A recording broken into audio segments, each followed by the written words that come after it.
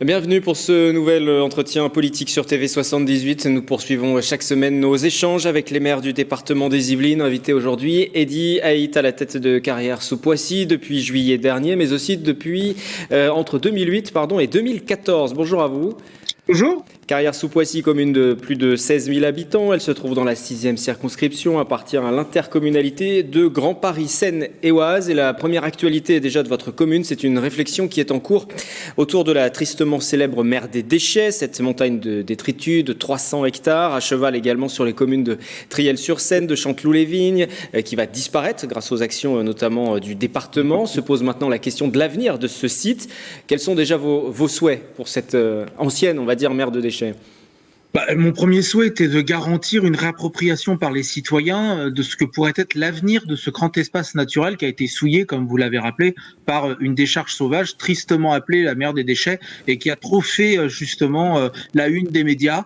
Et les Carriérois étaient dans l'attente d'une réhabilitation de l'image de leur commune. Et je crois que ce travail de prospective et de concertation que nous engageons avec la commission extra-municipale sur l'avenir de la plaine va apporter des réponses. Nous, on souhaite tout d'abord de redonner la parole aux habitants sur l'avenir de cette plaine. C'est chose faite avec cet outil qui a d'ailleurs été présenté à l'ensemble des parties prenantes, soit le département, la région ou l'intercommunalité.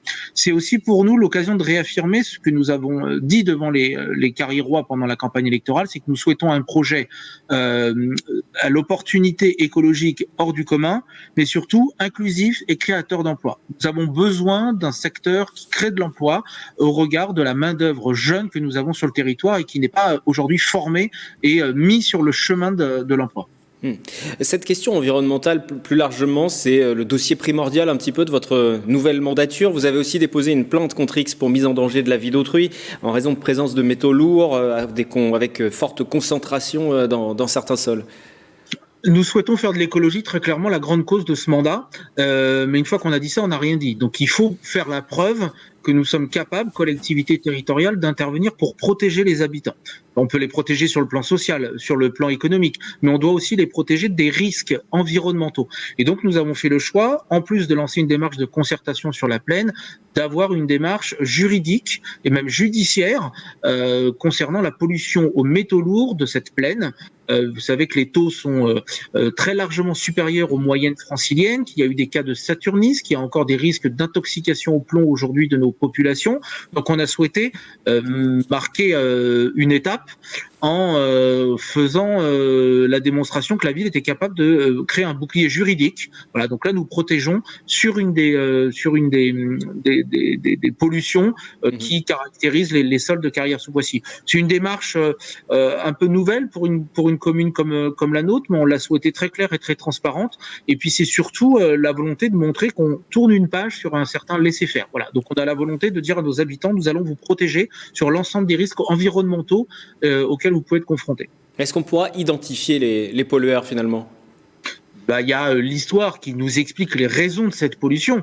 C'est pour ça que nous avons fait une plainte contre X. On souhaite que le procureur de la République puisse diligenter une enquête et déterminer les responsabilités. Ce qu'on souhaite surtout, nous, c'est faire reconnaître le préjudice écologique et l'évaluation du coût de ce préjudice écologique. Ce qui nous intéresse très clairement, c'est obtenir la réparation et donc une indemnisation significative permettant tout ou partie de la dépollution des sols.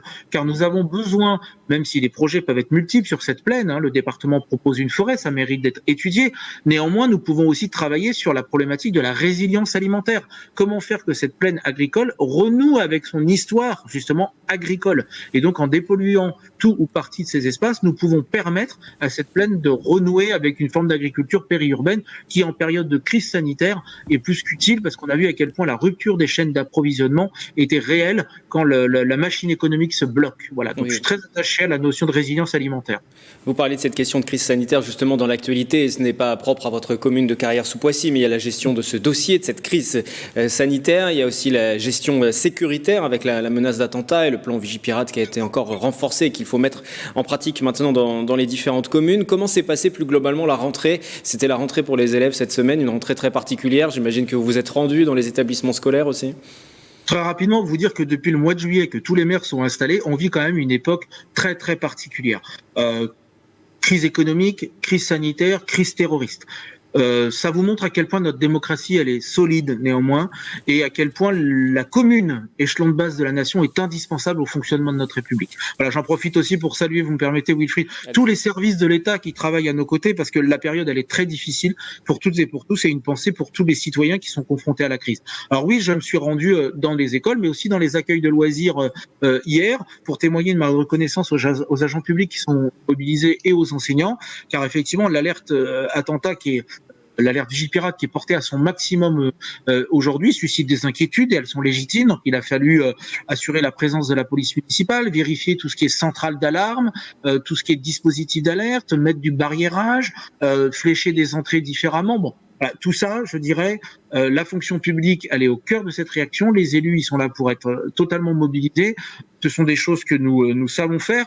Néanmoins, ce qui m'inquiète aujourd'hui, à travers cette triple crise que j'ai évoquée tout à l'heure, économique, sanitaire et terroriste, c'est l'absence de cap qui en découle et ce que ça crée comme trouble chez nos concitoyens et chez chacune et chacun d'entre nous. Quand pourrons-nous trouver une perspective positive et quand pourrons-nous retrouver un cours normal de notre vie? Je crois que les gens attendent cela et ça, c'est la vision du politique et on doit leur garantir à l'échelon du département, de la ville, de la région, mais aussi du gouvernement. Moi, si j'ai un message à leur faire passer aujourd'hui, c'est donnez-nous une perspective qu'on sache où nous devons aller avec nos populations, car aujourd'hui, ils attendent de savoir si une issue est possible. Et je crois que là, il y a une vraie inquiétude. Il faut tout faire pour que la perspective soit redonnée, pour éviter que le délitement social se renforce et s'accentue encore davantage. Quand il y a des décisions qui sont prises au niveau du gouvernement, on entend aussi certains maires monter un petit peu au créneau et monter le ton sur la question des commerces de proximité, par exemple. Certains de vos confrères maires ont demandé la réouverture des commerces, alors que le gouvernement avait dit que ces commerces ne seront pas ouverts. Vous faites partie de ces maires déjà qui demandent la réouverture des commerces de proximité ? Moi, j'ai essayé d'être très courtois sur la façon dont l'information nous est annoncée et présentée. On peut dire qu'il y a quand même une marge de progression à faire de la part du gouvernement et des services de l'État là-dessus. Nous sommes le premier maillon, on est sur le front et on est véritablement les derniers informés d'une façon officielle. Donc, il y a un petit sujet sur la construction de la décision avec nous. Voilà, on apprend là, comme ça, au débeauté, qu'un couvre-feu sera peut-être réinstauré tout à l'heure en Île-de-France. Aucune concertation, aucune annonce préalable, alors qu'il y a quelques jours, on nous annonce qu'il est terminé. Bon, c'est un exemple. Néanmoins, je fais partie de ces maires qui expriment un oui de colère, c'est-à-dire on va prendre nos responsabilités, mais on est un peu en colère sur la façon dont les choses nous sont annoncées. Et concernant les commerces de proximité, je fais pas partie de ceux qui ont pris des arrêtés municipaux, parce que de toute façon, déjà, ils sont illégaux, excusez-moi, et ensuite, on ne joue pas comme ça avec la santé financière d'un commerce en disant vous pouvez réouvrir, vous allez vous prendre une amende, etc. Moi, j'ai signé l'appel de l'Association des maires d'Île-de-France, dont je suis membre du conseil d'administration au titre de l'Union des maires des Yvelines, pour dire que l'État devait mettre en place une clause de revoyure et devait très clairement étudier la situation pour permettre un maximum de réouverture possible. Mais je n'irai pas signer des arrêtés municipaux qui sont illégaux et qui seront déférés en justice et cassés ensuite par l'autorité préfectorale. Ça n'a pas de sens pour moi d'aller vers une démarche poujadiste. Voilà. Moi, je souhaite qu'on ait un cadre responsable parce que la réalité, c'est que les gens sont dehors aujourd'hui, pour beaucoup sans protection, pour beaucoup ne comprenant plus les injonctions contradictoires qui leur sont faites, et c'est normal puisqu'elles sont contradictoires. Donc, moi, j'ai besoin qu'on ait une ligne claire pour un discours de responsabilité, qu'on enraye l'épidémie. Il ne s'agit pas simplement de ralentir son accélération. Il faut qu'on lutte durablement contre l'épidémie. Il faut voir les messages de l'Agence régionale de santé. Ils sont catastrophiques en termes d'occupation des places dans les hôpitaux en réanimation. Je crois que ça, c'est un indicateur qui doit nous alerter, nous faire prendre conscience que nous n'agissons pas collectivement de façon responsable aujourd'hui. Donc plus de fermeté peut-être ? Vers un confinement plus proche ? Mais surtout un discours d'autorité partagé et compris. La gestion de crise, c'est une personne qui parle, un message, une orientation. On ne peut pas continuer comme c'est aujourd'hui. Voilà. Quelques mots de politique, vraiment politicienne à présent pour finir cette séquence d'entretien. Vous êtes aussi conseillère régionale, vous avez été élu sur ce mandat sur la liste de Claude Barthelone avec la gauche, les écologistes. Est-ce que vous serez à nouveau candidat l'année prochaine si les élections, bien évidemment, étaient maintenues ? Alors j'ai déjà la chance d'être élu à la région depuis 2004, qui est un très très beau mandat au regard des compétences. J'ai connu la majorité, j'ai connu l'opposition avec Jean-Paul Huchon, puis aujourd'hui Valérie Pécresse.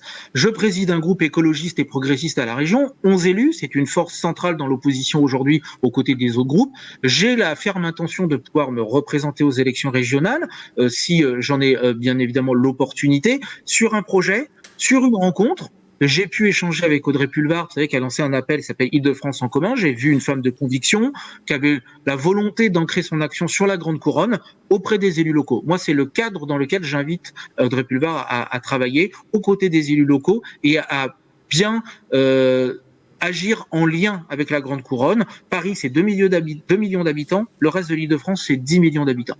Donc, je crois que l'Île-de-France est une merveilleuse endormie qui mérite d'être un peu plus bousculée, d'être davantage au service des Franciliennes et des Franciliens. Donc, j'ai envie de pouvoir avoir un nouveau mandat là-dessus pour appuyer l'action territoriale aussi dans les îles.